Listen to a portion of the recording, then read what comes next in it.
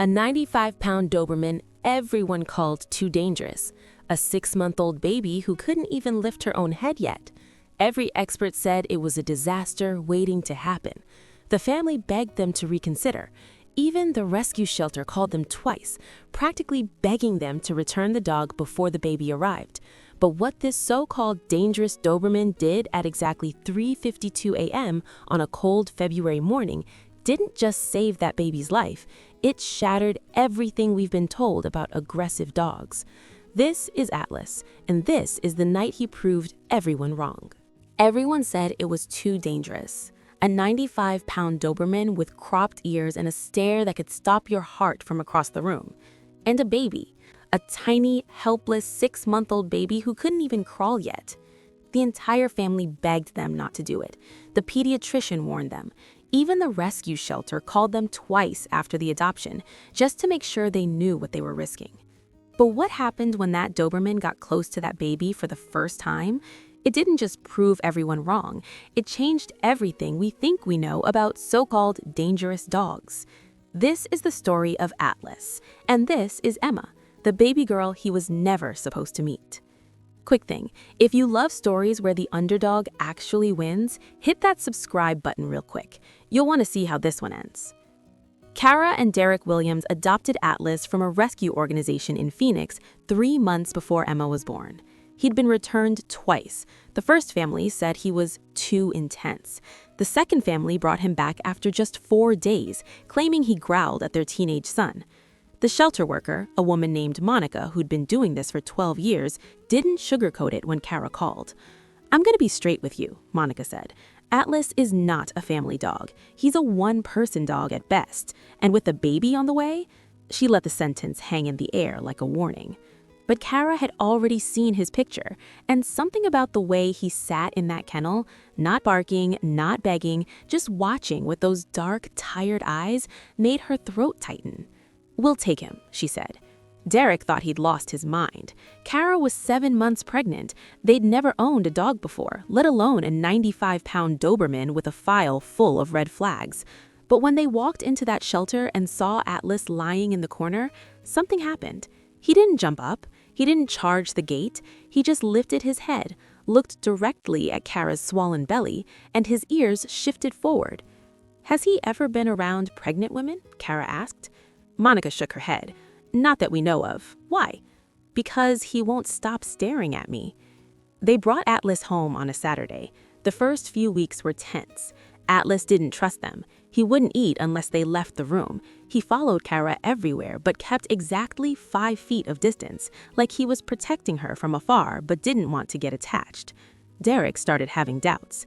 "Maybe this was a mistake," he said one night, watching Atlas pace the hallway outside their bedroom for the 3rd hour straight.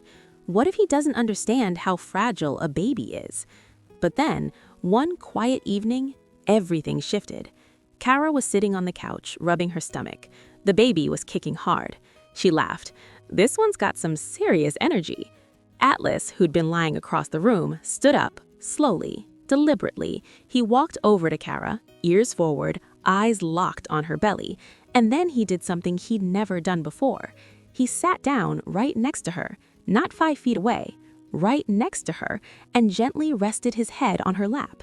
Kara froze. Derek, standing in the kitchen, turned around and just stared. "Did he just—" "Yeah," Kara whispered. "He did." From that night on, Atlas became Kara's shadow. He slept on the floor beside her side of the bed. When she moved, he moved. When she sat, he sat. It was like a switch had flipped in his brain. Some people say dogs don't understand pregnancy, but Atlas understood. He knew something was coming, and he was getting ready. 12 weeks later, Emma was born. 6 pounds, 2 ounces, blonde hair, big blue eyes. Perfect. The hospital staff warned them. Derek's parents warned them. Even their neighbor, who'd raised dogs for 30 years, shook his head when he heard they were bringing a newborn home to a Doberman.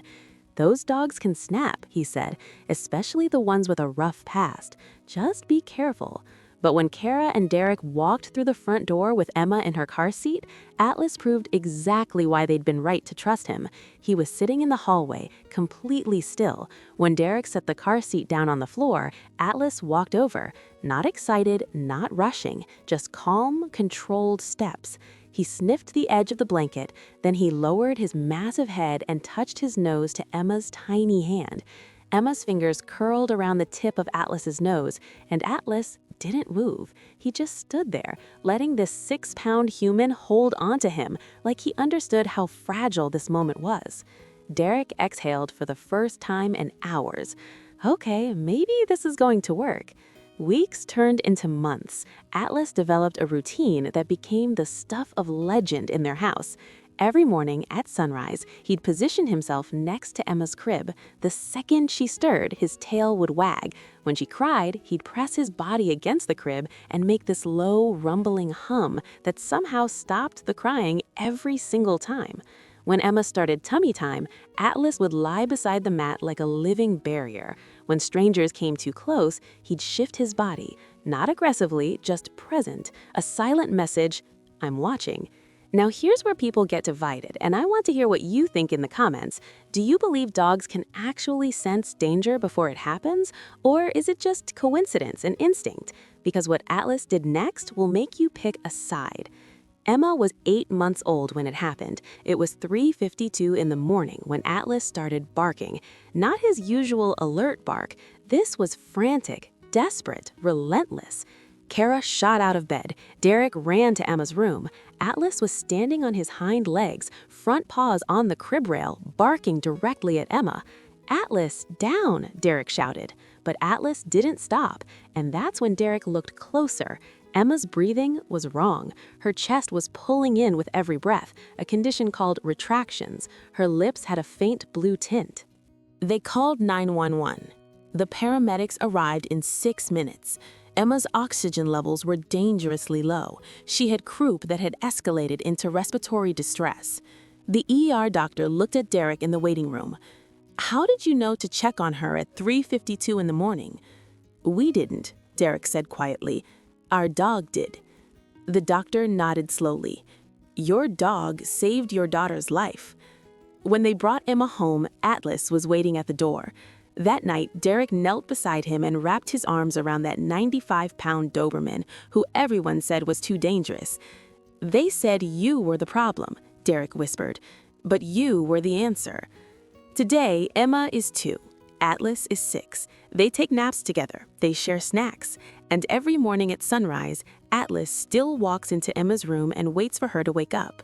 Because sometimes the dogs everyone calls dangerous are just the ones who care the most. And sometimes the family brave enough to adopt the unadoptable dog ends up with a guardian angel.